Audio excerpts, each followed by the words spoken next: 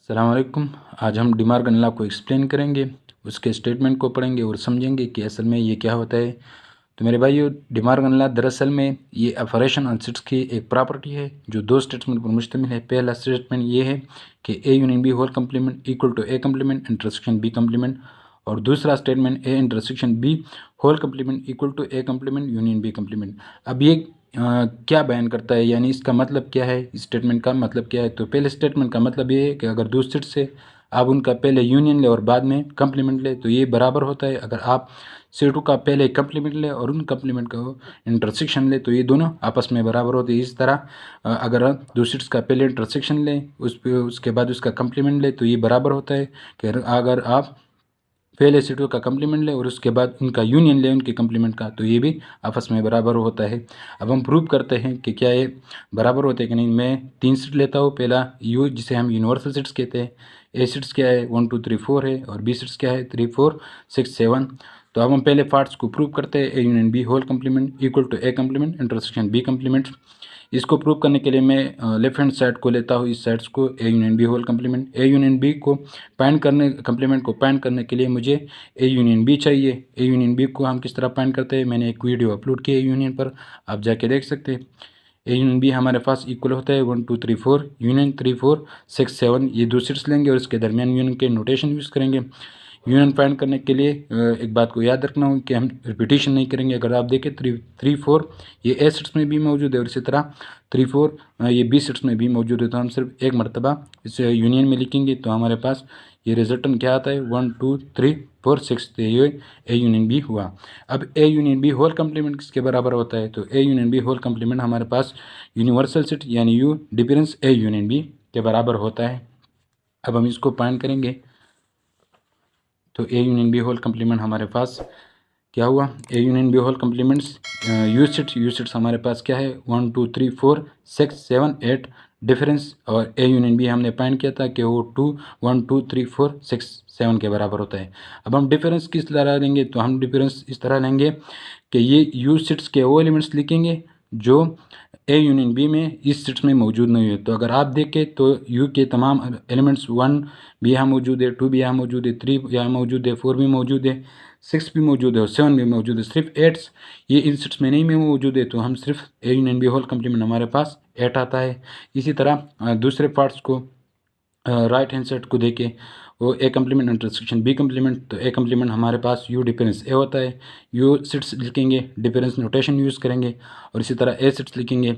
ए sets को you से difference करने से हमारे पास जो रिजल्ट आता है वो 6 7 8 आता है।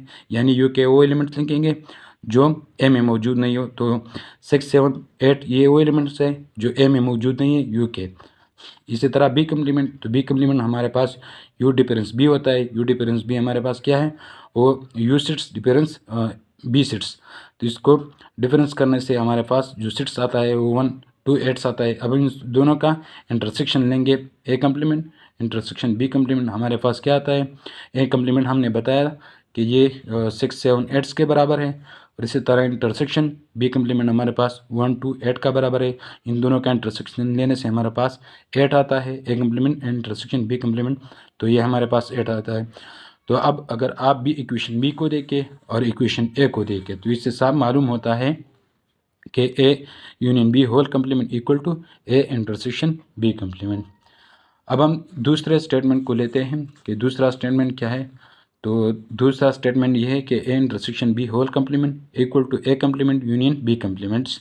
तो पहले हम फाइंड करेंगे इसको, हम अलग सीटों से इसके लिए भी अलग अलग सीटें लेंगे। यू सीट्स हमारे पास क्या है 1 2 3 4 5 6 7, ए सीट्स 1 2 3 4, और इस तरह बी सीट्स 3 4 5 6 7 है।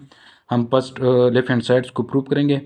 लेफ्ट हैंड साइड्स के लिए मुझे पहले ए इंटरसेक्शन बी चाहिए। ए इंटरसेक्शन बी क्या है, तो हम ए सेट्स लिखेंगे, इंटरसेक्शन लिखेंगे और इसी तरह बी सेट्स लिखेंगे। इसमें कॉमन एलिमेंट्स इंटरसेक्शन का मतलब क्या है, दोनों सेट्सों के दरमियान कॉमन एलिमेंट्स को लिखना एक सेट्स के अंदर। तो कॉमन एलिमेंट्स हमारे पास क्या है, वो 3 4 है इसमें। इसी तरह A intersection B whole complement हम लेंगे तो यू, और इसी तरह ए इंटरसेक्शन बी हमारे पास क्या है, वो 3 4 ये सेट्स है। तो इसको डिफरेंस करने से हमारे पास क्या सेट्स आता है, इसका कंप्लीमेंट लेने से हमारे पास 1 2 5 6 7 ये आता है। इसी तरह राइट साइड को देखिए तो राइट साइड्स को A complement union B complement को अब हम प्रूव करेंगे। हम ए कम्प्लीमेंट को फाइंड करते हैं। ए कम्प्लीमेंट हमारे पास क्या होता है, यू डिफरेंस ए, तो यू डिफरेंस यू सेट्स को लिखेंगे, डिफरेंस के नोटेशंस को यूज़ करेंगे और इसी तरह ए सेट्स को लिखेंगे। ए सेट्स को यू से डिफरेंस करने से हमारे पास जो एलिमेंट्स आते हैं वो 5 6 7 या सेट्स ए कम्प्लीमेंट हमारे पास क्या आता है 5 6 7 आता है। डिफरेंस पे भी मैंने एक वीडियो अपलोड की है, आप जाके देख सकते हैं। इसी तरह बी कम्प्लीमेंट हमारे पास क्या आता है, बी कम्प्लीमेंट भी यू डिफरेंस ए, तो यू सेट्स हमारे पास क्या है वो 2 3 4 5 6 7 है और इसी तरह डिफरेंस के नोटेशन को यूज़ करेंगे और इस बाद में बी सेट्स लिखेंगे। तो बी सेट्स हमारे पास क्या है वो 3 4 5 6 है। इससे क्या आता है, तो बी कम्प्लीमेंट हमारे पास आया है यू डिफरेंस बी 1 2 3 4, ये बी है,